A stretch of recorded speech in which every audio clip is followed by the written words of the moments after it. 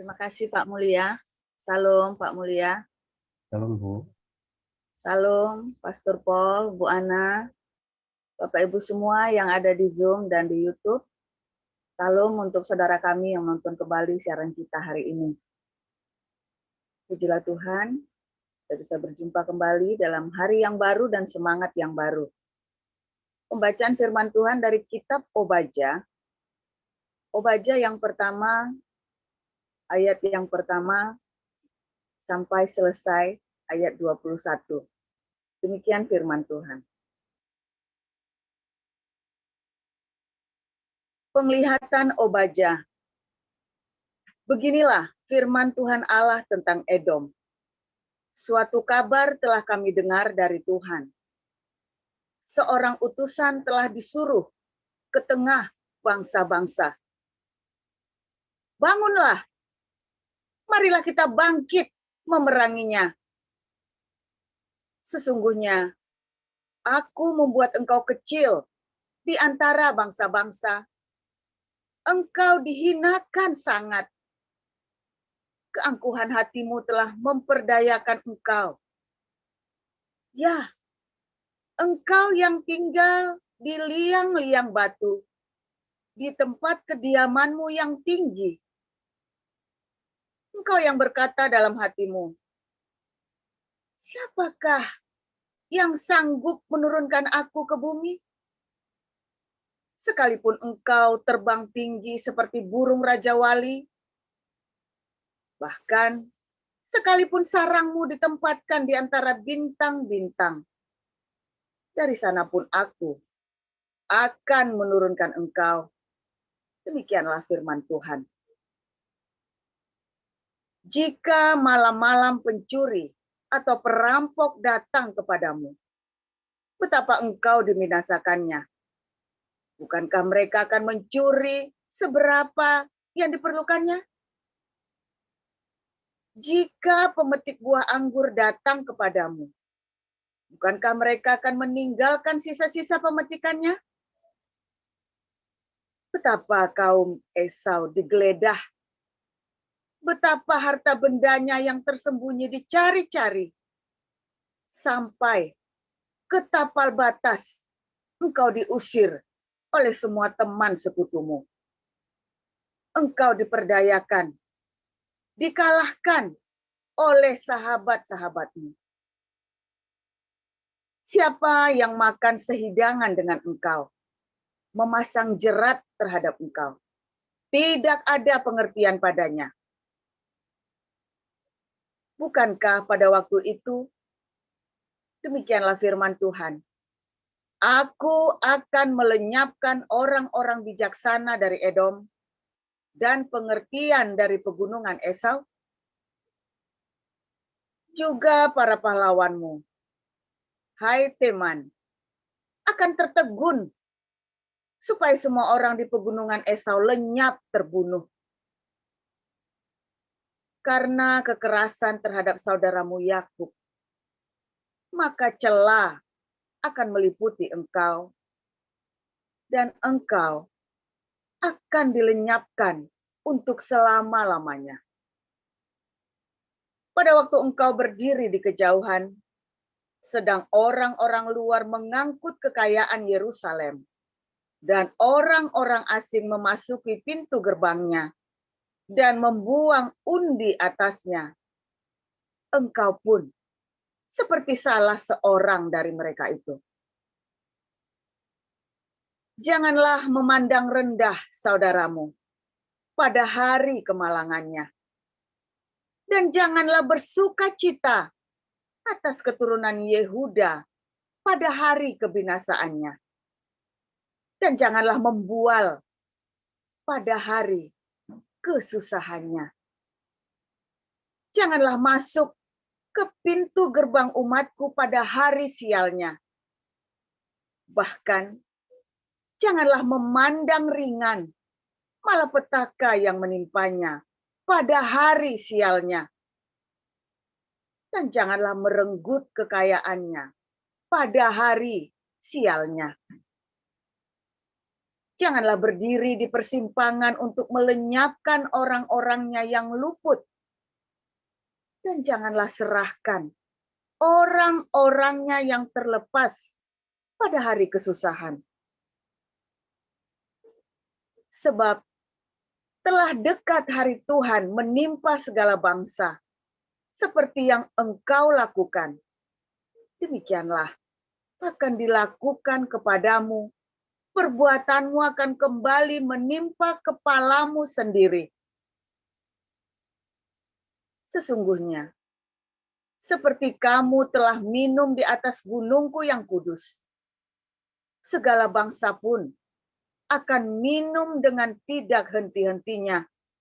Bahkan, mereka akan minum dengan lahap, dan mereka akan menjadi seakan-akan mereka tidak pernah ada. Tetapi di Gunung Sion akan ada orang-orang yang terluput, dan gunung itu akan menjadi tempat kudus, dan kaum keturunan Yakub akan memiliki pula tanah miliknya. Kaum keturunan Yakub akan menjadi api, dan kaum keturunan Yusuf menjadi nyala api, dan kaum keturunan Esau menjadi tunggul gandum. Mereka akan membakar dan memakan habis sekaliannya. Dan dari kaum keturunan Esau tidak ada seorang pun yang terlepas, sebab Tuhanlah yang berfirman demikian.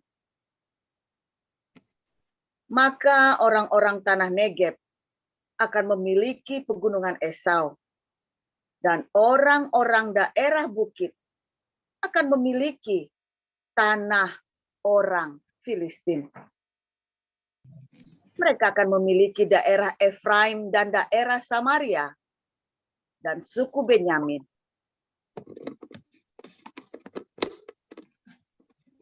akan memiliki daerah Gilead. Orang-orang Israel yang diangkut ke dalam pembuangan akan memiliki tanah orang Kanaan sampai, dan orang-orang Yerusalem yang diangkut ke dalam pembuangan yang ada di Sefarat akan memiliki kota-kota di tanah Negeb. Penyelamat-penyelamat akan naik ke atas gunung Sion untuk menghukumkan pegunungan Esau. Maka Tuhanlah yang akan empunya kerajaan itu. Demikian. Ya, terima kasih Bu Nerliana. Silakan Ibu Sarma. Baik, saya akan membacakan kebenaran firman Tuhan dari Kisah Para Rasul 12 ayat 1-25. Beginilah firman Tuhan. Kira-kira pada waktu itu Raja Herodes mulai bertindak dengan keras terhadap beberapa orang dari jemaat. Ia menyuruh membunuh Yakobus, saudara Yohanes, dengan pedang. Ketika ia melihat bahwa hal itu menyenangkan hati orang Yahudi, ia melanjutkan perbuatannya itu dan menyuruh menahan Petrus. Waktu itu hari raya roti tidak beragi. Setelah Petrus ditangkap, Herodes menyuruh memenjarakannya di bawah penjagaan 4 regu, masing-masing terdiri dari 4 prajurit. Maksudnya ialah supaya sehabis Paskah ia menghadapkannya ke depan orang banyak. Demikianlah Petrus ditahan di dalam penjara. Tetapi jemaat dengan tekun mendoakannya kepada Allah. Pada malam sebelum Herodes hendak menghadapkannya kepada orang banyak, Petrus tidur di antara 2 orang prajurit, terbelenggu dengan 2 rantai. Selain itu, prajurit-prajurit pengawal sedang berkawal di muka pintu. Tiba-tiba berdirilah seorang malaikat Tuhan dengan Petrus dan cahaya bersinar dalam ruang itu. Malaikat itu menepuk Petrus untuk membangunkannya, katanya, "Bangunlah segera." Maka gugurlah rantai itu dari tangan Petrus. Lalu kata malaikat itu kepadanya, "Ikatlah pinggangmu dan kenakanlah sepatumu." Ia pun berbuat demikian. Lalu malaikat itu berkata kepadanya, kenakanlah jubahmu dan ikutlah aku. Lalu ia mengikuti malaikat itu keluar dan ia tidak tahu bahwa apa yang dilakukan malaikat itu sungguh-sungguh terjadi. Sangkanya ia melihat suatu penglihatan. Setelah mereka melalui tempat kawal pertama dan tempat kawal kedua, sampailah mereka ke pintu gerbang besi yang menuju ke kota. Pintu itu terbuka dengan sendirinya bagi mereka. Sesudah tiba di luar, mereka berjalan sampai ke ujung jalan, dan tiba-tiba malaikat itu meninggalkan dia. Dan setelah sadar akan dirinya, Petrus berkata, sekarang tahulah aku benar-benar bahwa Tuhan telah menyuruh malaikatnya dan menyelamatkan aku dari tangan Herodes dan dari segala sesuatu yang diharapkan orang Yahudi. Dan setelah berpikir sebentar, pergilah ia ke rumah Maria, ibu Yohanes yang disebut juga Markus. Di situ banyak orang berkumpul dan berdoa. Dan ketika ia mengetuk pintu gerbang, datanglah seorang hamba perempuan bernama Rode untuk mengetahui siapa yang mengetuk itu. Ia terus mengenal suara Petrus, tetapi karena girangnya ia tidak membuka pintu gerbang itu dan segera masuk ke dalam untuk memberitahukan bahwa Petrus ada di depan pintu gerbang. Kata mereka kepada perempuan itu, engkau mengigau. Akan tetapi ia tetap mengatakan bahwa benar-benar demikian. Kata mereka, itu malaikatnya. Tetapi Petrus terus-menerus mengetuk, dan ketika mereka membuka pintu dan melihat dia, mereka tercengang-cengang. Tetapi Petrus memberi isyarat dengan tangannya, supaya mereka diam. Lalu ia menceritakan bagaimana Tuhan menuntunnya keluar dari penjara. Katanya, beritahukanlah hal ini kepada Yakobus dan saudara-saudara kita. Lalu ia keluar dan pergi ke tempat lain. Pada keesokan harinya gemparlah prajurit-prajurit itu. Mereka bertanya-tanya, apakah yang telah terjadi dengan Petrus? Herodes menyuruh mencari Petrus, tetapi ia tidak ditemukan. Lalu Herodes menyuruh memeriksa pengawal-pengawal itu dan membunuh mereka. Kemudian ia berangkat dari Yudea ke Kaisarea dan tinggal di situ. Herodes sangat marah terhadap orang Tirus dan Sidon. Atas persetujuan bersama mereka pergi menghadap dia. Mereka berhasil membujuk Blastus, pengawal istana raja, ke pihak mereka. Lalu mereka memohonkan perdamaian karena negeri mereka beroleh bahan makanan dari wilayah raja. Dan pada suatu hari yang ditentukan, Herodes mengenakan pakaian kerajaan, lalu duduk di atas tahta dan berpidato kepada mereka. Dan rakyat bersorak membalasnya. Ini suara Allah dan bukan suara manusia. Dan seketika itu juga ia ditampar malaikat Tuhan, karena ia tidak memberi hormat kepada Allah. Ia mati dimakan cacing-cacing. Maka firman Tuhan makin tersebar dan makin banyak dengar orang. Barnabas dan Saulus kembali dari Yerusalem setelah mereka menyelesaikan tugas pelayanan mereka. Mereka membawa Yohanes yang disebut juga Markus. Demikian. Ya, terima kasih Ibu Sarma. Silakan Pastor Paul.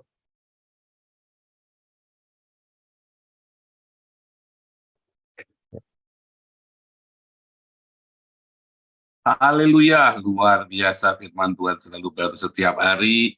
Bagi kita semua yang menanti-nantikan Tuhan dengan sungguh hati, saudara. Saudara,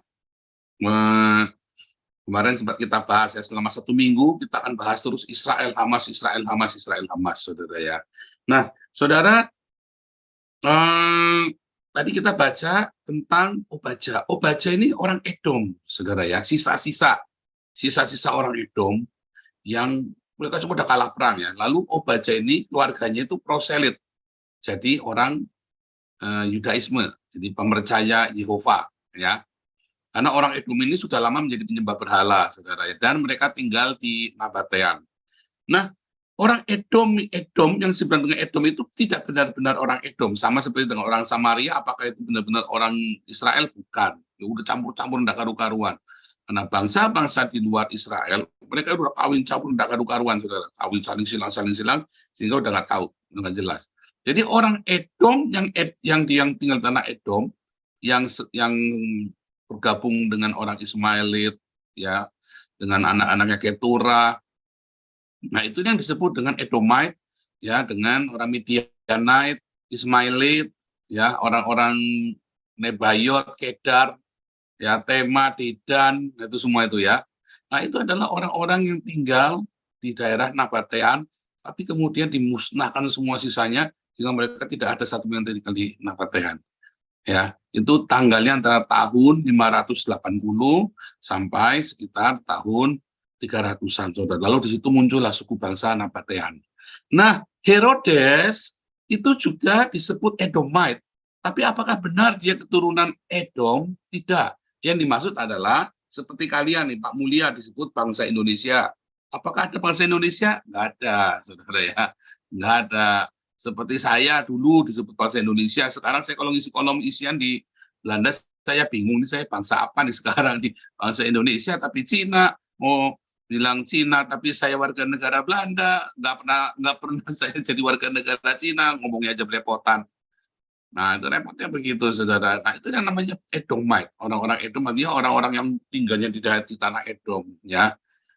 Itu begitu yang dimaksud, ya, sama seperti orang Palestinian. Apakah itu orang suku Filistin yang dari Kreta? Itu bukan. Itu adalah orang-orang yang tinggal di wilayah Palestina itu yang diberi nama Palestina oleh Kaisar Roma tahun 200, saudara, ya. Nah, saudara, kalau kita cerita tadi tentang orang-orang Edomite ini, saudara, ya, Obadja itu bernubuat ya tentang orang-orang Edomite. Kamu tidak akan lenyap selama-lamanya, katanya. Karena kamu tuh dulu jahat sama si Yakub. Apakah yang dimaksud itu bukan cerita Esau sama si Yakub yang zaman kuno, bukan. Tetapi bagaimana orang-orang Edom ini sering gangguin Yakub, sering gangguin orang-orang Israel, saudara, ya. Mereka kumpul sama orang Amalek, sama orang Moab, sama orang bergantian, saudara, ya. Tetapi ya Tuhan membela, saudara, ya, membela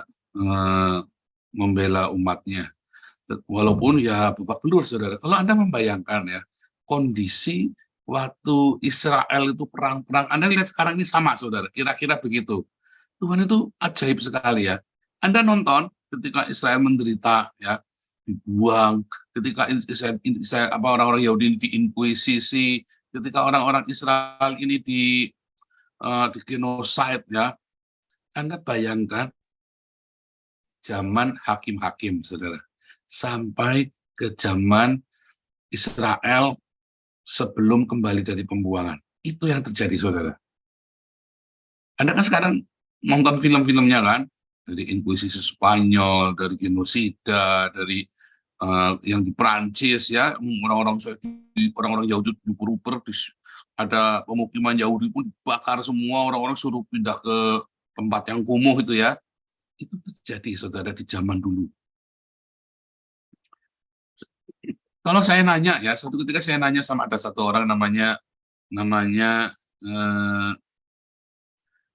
Ruben, ya, namanya Ruben. Ruben ini dia seorang Yahudi, tetapi dia kuliah sama-sama saya. Kebetulan kami ambil paper yang sama, saudara, ya. Jadi kita satu ini, jadi kita sering ketemu. Nah, si Ruben ini pernah tinggal di Singapura dan pernah tinggal di Jakarta, saudara, ya. Nah, udah tua, ya, udah umur 60-an, masih kuliah, saudara, 60-an, hebat sekali si Ruben ini, saudara, ya. Nampaknya dia itu adalah seorang intelijen lah, gitu, ya, dia intelijen. Dia pernah di Jakarta, saudara, ya, intelijen. Saya nggak ngerti pakai paspor apa dia di Jakarta, ya. Terus saya tanya, kami diskusi di kelas, ya, dia bikin seminar, dia bilang tentang perjalanan orang Yahudi. Itu saya nanya, kamu waktu di genosida, waktu di inkuisisi, waktu kamu ada gerakan antisemitik di seluruh dunia, Bahkan kamu disingkirkan dari tanah Arab oleh orang-orang Islam. Bahkan kamu dikhianati. Nggak karu-karuan. Apa yang kamu pikirkan? Kamu marah nggak sama Tuhan? Mereka jawab, enggak. Karena kami menyadari kami bersalah. Kami menyadari kami tidak berjalan sesuai dengan firman-Nya. Makanya saudara, kalau Anda lihat kenapa Hamas itu, ya kan banyak pertanyaan, kan masih saja orang nggak ngerti ya. Kenapa kebobolan, kenapa kecolongan? Enggak ada kebobolan, enggak ada kecolongan. Itu memang hari Sabat. Itu memang saatnya Sabat. Siapapun tidak mau kerja, kan orang-orang Yahudi lebih takut sama hari Sabat daripada kerja. Karena di rumah pun mereka duduk, nggak boleh nyalain lampu ya saudara ya. Oh sebentar, boleh nyalain lampu, tetapi lampu apa begitu ya? Nggak boleh yang terang benderang kayak begini nih ya, nggak boleh. Terus saya pernah diundang makan Sabat ya, di Sabat terus kita makan di rumah apa ini? Ya kita makan sederhana sekali, saudara. Jadi masakannya itu sudah dimasak sebelumnya. Jadi di hari Sabat itu bagaimana makannya? Ya udah itu cuma masak, cuma dianggetin aja, nggak boleh sampai ada api, saudara. Jadi dianggetin aja di apa namanya Megatron lagi, kayak microwave lah gitu ya. Cuma dianggetin, tapi nggak boleh keluar api, nggak boleh pakai oven. Ya ini pakai microwave, cuma anget aja, set udah, terus dibuka, makan. Waduh, ini makan ikan ala Yahudi enak banget saudara ya.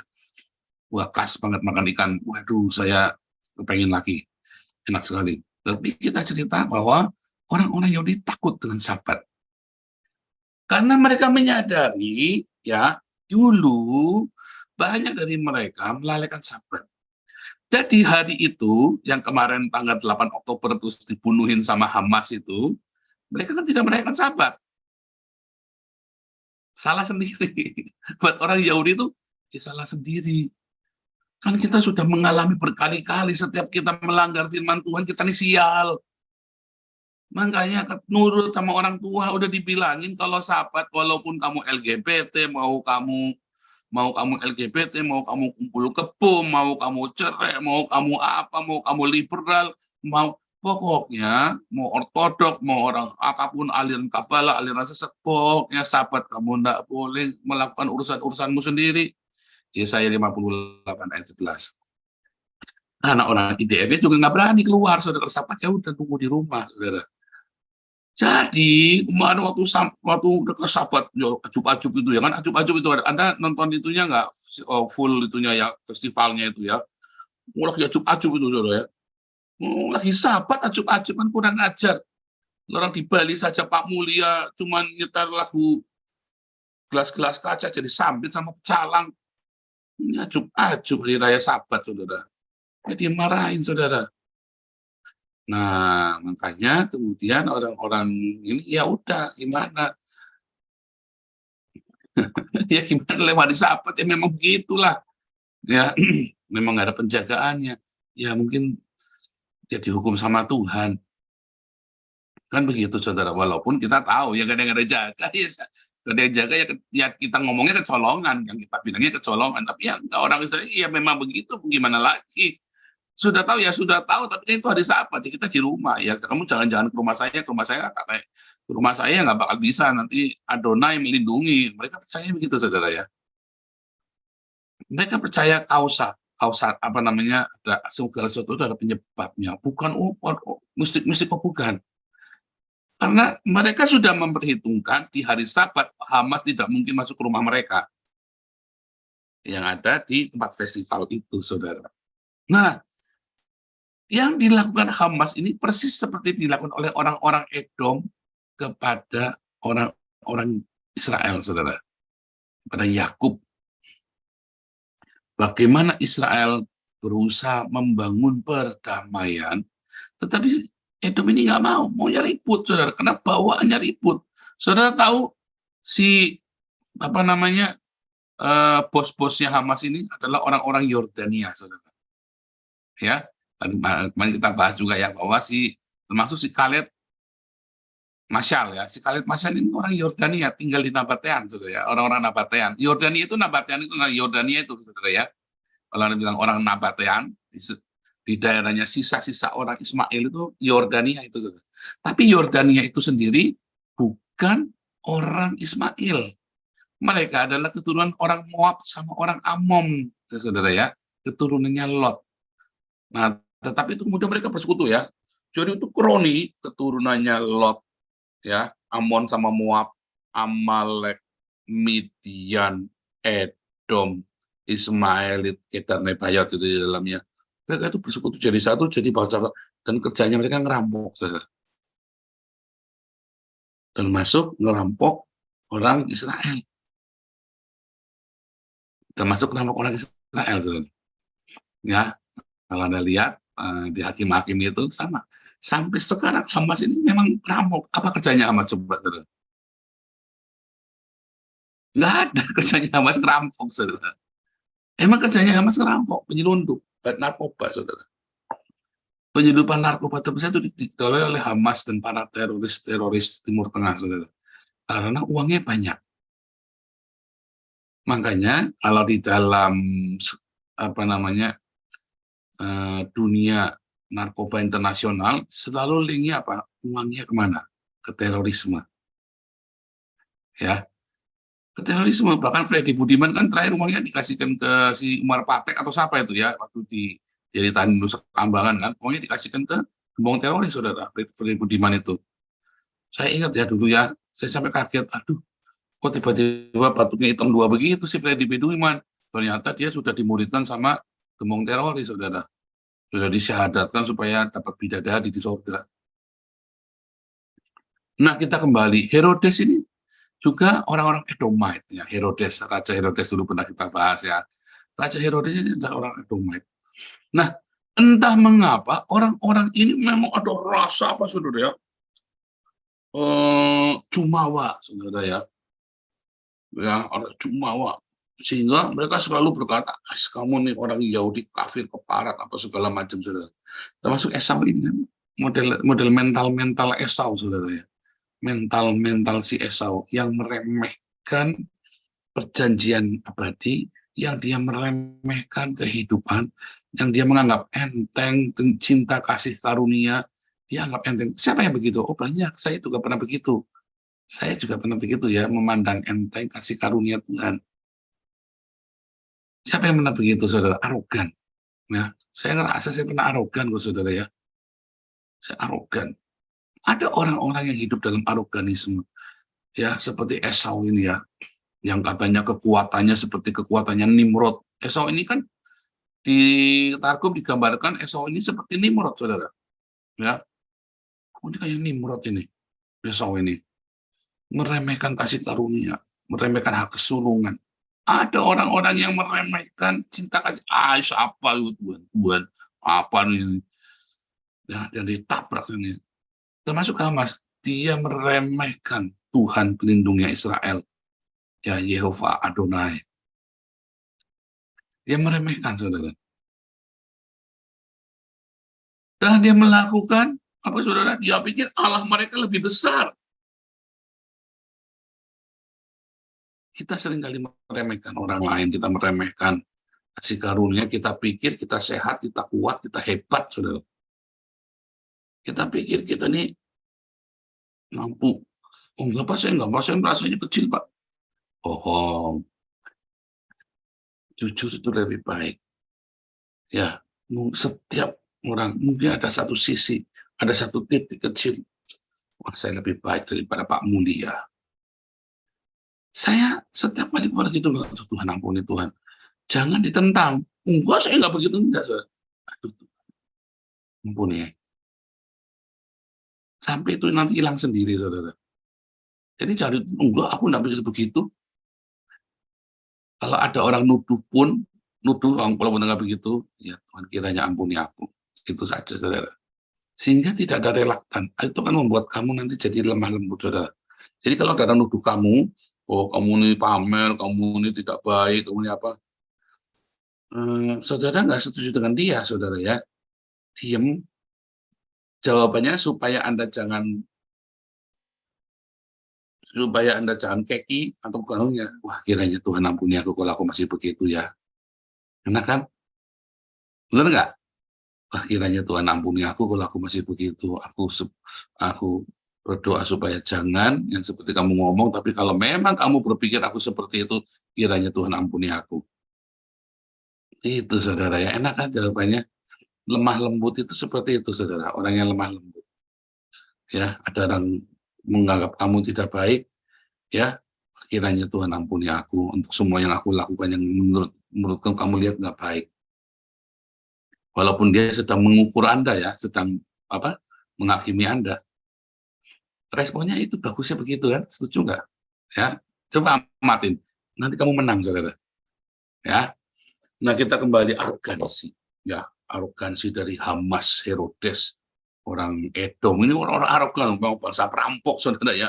Hamas ini kan juga perampok, kerjanya kan memang rampok saudara, kriminal ini kan. Dapat duitnya juga dari kriminal, malakin. Anda kalau lihat aja kerjanya juga malakin dari pengusaha-pengusaha Palestina. Makanya orang Palestina tidak suka sama Hamas, saudara. Kerjanya malak. Kalau nggak dikasih duit, jadi dia maling, saudara.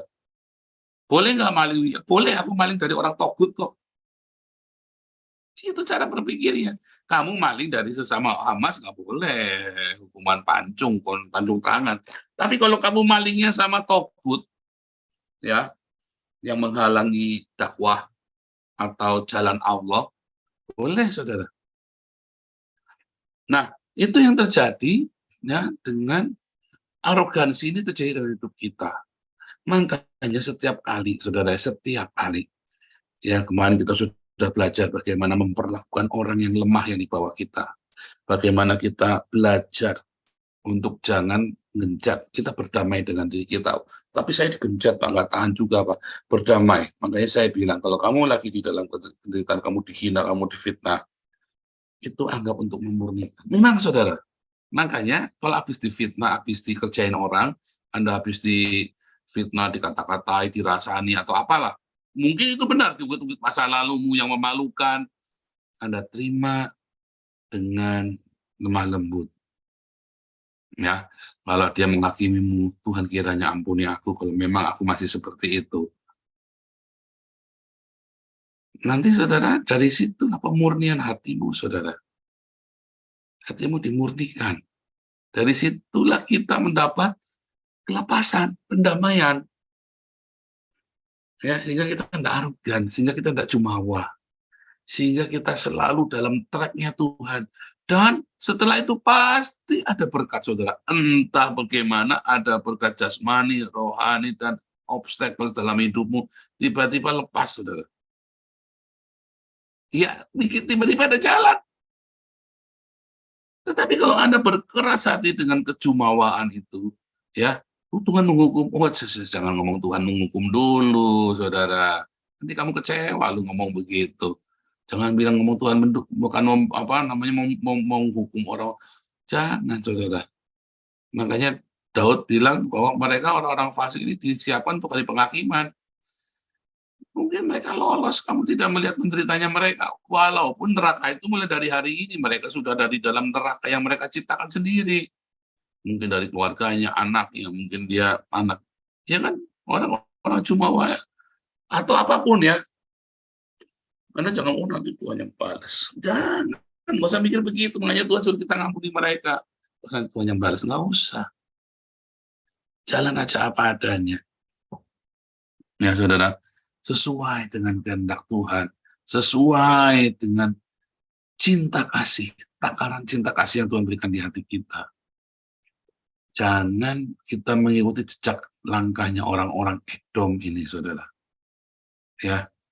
Orang-orang yang tinggal di pegunungan, di dalam gua-gua Nabatean ini, saudara, yang orang Nabatean pengikut yang nantinya dia jadi pengikut Nabonidus ya, tahun 300, kemudian muncul orang-orang Nabatean kan. Herodes ini dari situ, saudara. Herodes, makanya beberapa teolog liberal berkata bahwa dia adalah orang Edom, ya. Karena Herodes ini dari Idumea, ya, dari dinasti Idumea, dia ada orang-orang Idumea ya. Orang oh itu orang Edom, bukan, saudara ya, bukan Edom keturunan Esau, bukan, saudara ya, tapi adalah suku bangsa yang seperti itu. Tapi intinya saya mau cerita sifat arogansi, sifat ya merasa ya powerful, bisa menekan orang lain, ya, sehingga kita meremehkan kasih karunia bahwa dia punyanya Tuhan tuh.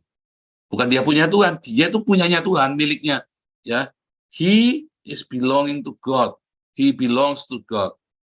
Setiap orang itu punyanya, belongs to God. Walaupun dia Kristen, Islam, Buddha, they belong to God. Kita nggak bisa ya arogan kepada mereka, tetapi kita belajar ya tetap punya respect, punya cinta, punya kasih yang melimpah pada mereka. Ya, tadi saya sudah bilang respect juga ya. Buah roh itu kita berikan kepada mereka, tapi jangan lupa keluarga kita juga. Ya, lalu kita minta sama Tuhan, kalaupun mereka menghina, menganiaya kita, bukannya terus kita diam aja, terus kita cuman nangis bawang, nggak bisa ngapa-ngapain, kita bisa melakukan sesuatu. Tetapi daripada kita menunjukkan kearogan yang lebih dari dia, lebih baik kita bilang, Tuhan, kiranya ampuni saya. Kalau melihat ada orang arogan itu, saya malu sendiri karena saya juga mungkin masih begitu, saudara. Ya kita nggak tahu. Ya, bisa saja kalau ada orang arogan, jangan marah, saudara. Karena mungkin kita masih begitu. Kalau ada orang ngangkat kumitnya kepadamu, saudara ya, maksudnya itu angkat kumit itu begini juga ya, kamu merasa itu. Mungkin kita masih ada begitu. Harusnya kamu malu, saudara. Kalau ada orang gituin kamu, jangan-jangan kamu masih begitu. Makanya kamu ketemunya orang begitu. Kan siapa? Kambing sama kambing, domba sama domba, serigala sama serigala, ayam sama ayam. Mungkin kita masih begitu, makanya kamu digituin orang. Mungkin saya juga masih begitu, makanya saya digituin orang. Makanya saya, kalau melihat orang itu, saya malu sendiri. Tuhan, kok saya banget ya. Moga-moga saya udah nggak kayak gitu lagi, Tuhan ya. Begitu, saudara ya. Nanti hidupmu bahagia, saudara. Nanti kamu berkemana, Tuhan membela kamu, saudara. Kamu tidak akan menjadi musuhnya Tuhan. Terus. Ya, itu yang namanya terus Anda mengalami metanoia. Itu namanya metanoia, saudara. Ya, lemah lembut supaya kita metanoia. Kalau sudah metanoia, kita ngerti hal sebagaimana. Tuhan Yesus memberkati.